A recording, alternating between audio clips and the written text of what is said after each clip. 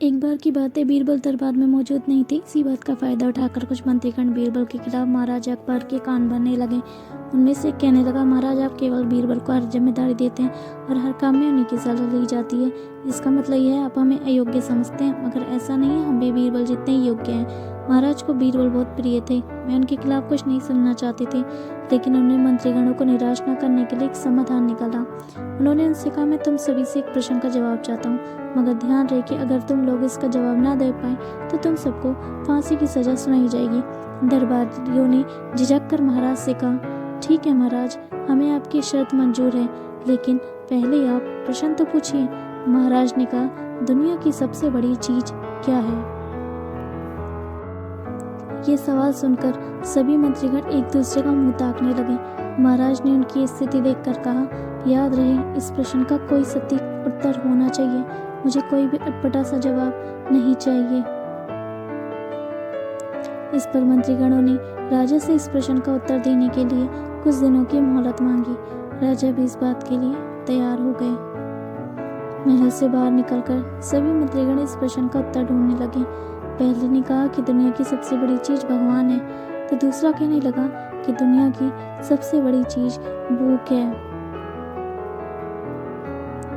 तीसरे ने दोनों के जवाब को नकारा दिया और कहा कि भगवान कोई चीज नहीं और भूख को भी बर्दाश्त किया जा सकता है। इसलिए राजा के प्रश्न का उत्तर इन दोनों में से कोई नहीं। धीरे धीरे समय बीतता गया और मोहलत में दिए गए सभी दिन भी गुजर गए।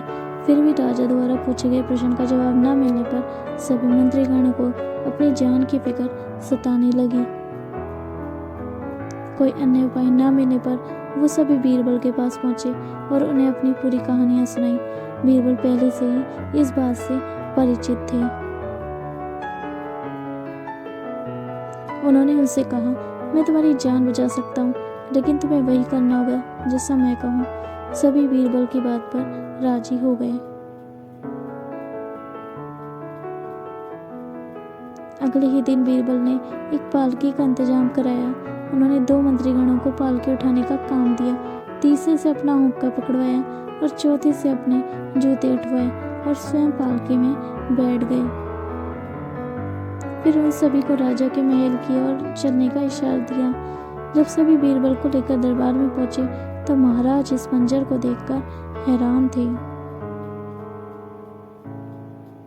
इससे पहले कि वे बीरबल से कुछ पूछते, बीरबल खुद ही राजा से बोले, महाराज, दुनिया की सबसे बड़ी चीज गर्ज होती है।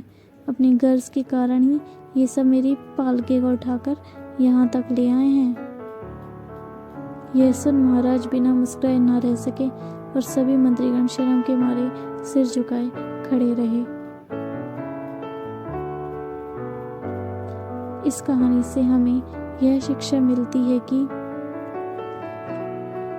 हमें कभी भी किसी की योग्यता से जलना नहीं चाहिए, बल्कि उससे सीख लेकर खुद को भी बेहतर बनाने की कोशिश करनी चाहिए।